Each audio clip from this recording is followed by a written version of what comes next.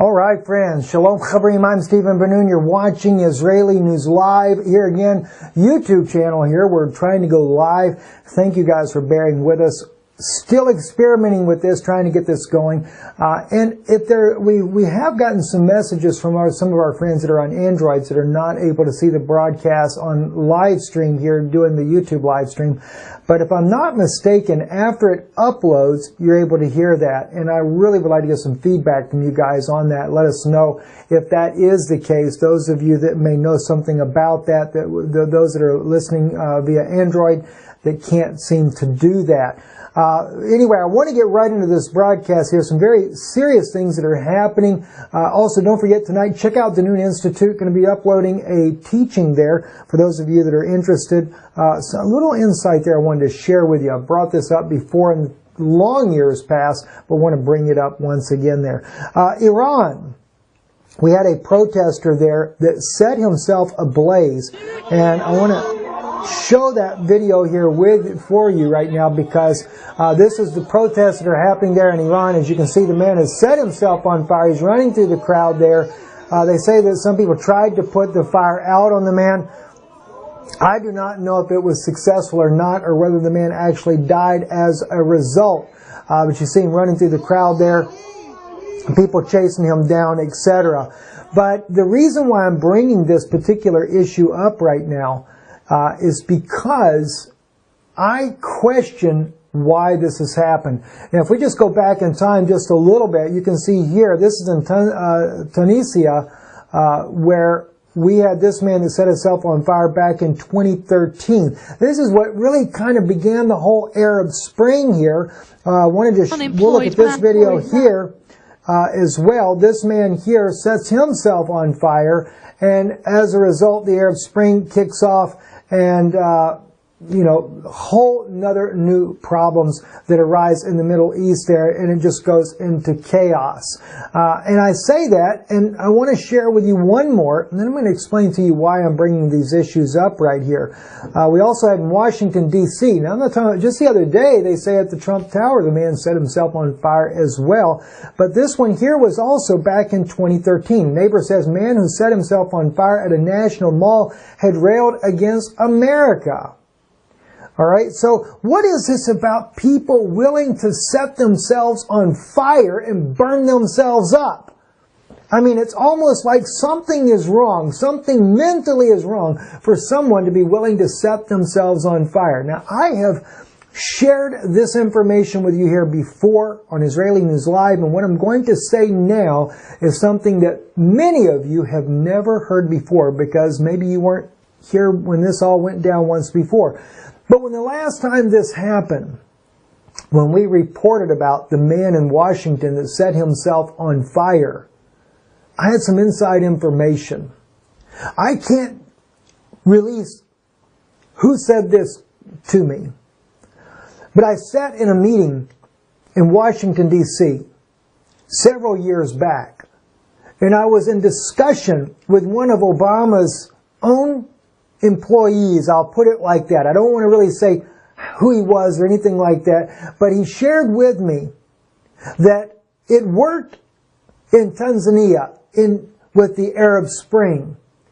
He said, and we tried to do it here in the United States, but it didn't have the same effect on the population. In Tanzania, in other words, the man that set himself on fire, then we ended up with the Arab Spring, and the entire Egypt turns upside down with the protests and turning into civil war, basically, in the country there. But in the United States, this was the same effect that they were trying to do when this man here at the National Mall set himself on fire. As I was told privately by a man that actually worked for President Barack Obama at the time, that the nation was trying to find a way to get the people to raise up and to rally and to fight and to do national protests that would ultimately turn into a situation of rioting across the nation that would give the United States the means to justify disarming the nation. And this was what I was told by someone that was an employee of the White House. It's very troubling to see that. Now, if that's the case, and as he brought out to me, he said they were the ones that actually did this over in Tanzania. When the man that you saw here on your screen set himself on fire, that this was the same situation. And he said it worked there. It worked well. And he explained to me, because I asked more about this, he said, we have the ability in technology and warfare in these days here to project thoughts into the mind. And this is what caused that man, as well as this man here in Washington, D.C., to set themselves ablaze. Could it be, if the United States, as it is being claimed by Russia and other world leaders there, that they are being instigating this protest that are going on in Iran, could it be that there is some kind of secret op going on that has projected the thought in this man's mind to set himself ablaze and run through the crowd? I don't know. I can't say for sure, but it is highly suspect, if you ask me. Now, moving on in news, though, also in Iran, according to Sputnik News here, the Iran protests are being exaggerated to incite chaos and weaken Iran. Well, that seems pretty obvious, because everywhere that we're seeing the toppling of nations here in the last, I don't know, dozen years or so, that's exactly how it all starts off with protests, like it did with the Maidan coup in Ukraine, as it was with Egypt, as it was with Syria, all starting with seemingly protests that go violent and then turn into war. As President Abbas says, it's no civil war inside of his country. When you have 35 plus nationalities fighting against the government, he said that's not a civil war. That is clear and plain as day incitement by foreign powers. Now, who's really behind it or not, I don't know. But I know from the case of Washington, D.C. and the case of Tanzania, the insider that I had said that there were special operations going on at the highest level from the United States government. Moving on over to RT, we're looking here. Russia's army repels an attack by 13 militant drones on its Syrian compounds there. Again, their bases are coming under attack. You can't help but wonder then, why did Russia move its military, or a large part of its military, out of Syria if they knew that this was going to end up happening? Or is it because Russia has moved its military back to its mainland because it fears of an attack on its own mainland there, and therefore has weakened itself inside of Syria? Now, of course, the Russian military continues to work operations with the Syrian government. President Bashar al-Assad still trying to defeat the different ISIS militants as well as Al-Qaeda, al-Nusra fronts inside of Syria. But now Russia's having to fight not just for the Syrian government, but for its own survival there in the Middle East there. A troubling spot, no doubt, that it's becoming for the Russian government. Also, another issue here that we're looking at, Sputnik is reporting that another U.S. military helicopter makes an emergency landing on Okinawa. According to the article here, it says a series of incidents involving U.S. military hardware shows no signs of abating in Okinawa, where locals have reportedly demanded the relocation of Futenima military base from the islands to elsewhere in the Asian Pacific region. Now, here's what I find also interesting about this. And I've heard this statement said before, that if we ever went to war with China, we would end up in a world of mess, because a lot of our software inside of our military planes are all made in China. And that if China so desired to make a program that would cause those software chips to fail in our aircraft, we would have a lot of aircraft coming down to the ground.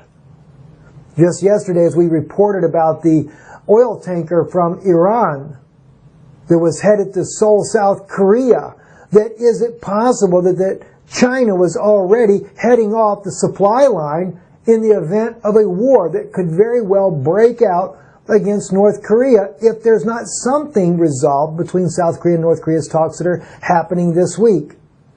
In fact, those delegation members from North Korea have already crossed over into South Korea for those talks there. And according to some of the Chinese and Russian media outlets we've been looking at, they both believe that President Trump has plans for a war against North Korea sometime here in the beginning of the new year here. Could it be that China's already practicing not only cutting the supply line in a roundabout way, you might say, but as well seeing if they can hack those chips that we have in our military planes that are made in China? Maybe we should think more about making things at home rather than sourcing that overseas that could end up coming back around to hurt us in the end. Hungary's prime minister is saying that we don't see these people as refugees. We see them as Muslim invaders. Well, you know, he's got a very good point, the Prime Minister of Hungary there, because as it stands right now, we are seeing nothing but violence against women at an all-time record high. Those of you that might remember the defense minister on live television in the Czech Republic, when he had the opportunity to speak a couple of years back there, he actually spoke about the women that go missing in Europe, that it's never making the mainstream media. And more we are starting to see media reports coming out of the women being brutally raped, murdered, maimed, killed, and everything else, not to mention all the other crimes that are being reported as a result of Angela Merkel's nice soft stance on refugees, importing them into Western Europe. Eastern Europe, though, for the most part, has not been quite as open-armed to the refugees. And of course, as we see what's happened in Germany, Sweden, Norway, the Netherlands, France, etc., it's more obvious that they probably took the wiser stance in being very cautious about whether or not to allow refugees in their country. As Hungary says, it's an invasion, not a refugee status. I'm Stephen Benoon. You're watching Israeli News Live. Yeah, that's it for today. Sorry, just thinking maybe I had one other thing I wanted to share with you guys. Don't forget to check over there with the Noon Institute there on our YouTube channel. Going to be sharing an insight there from biblical passages there that I think will be a blessing to you. Shalom and God bless.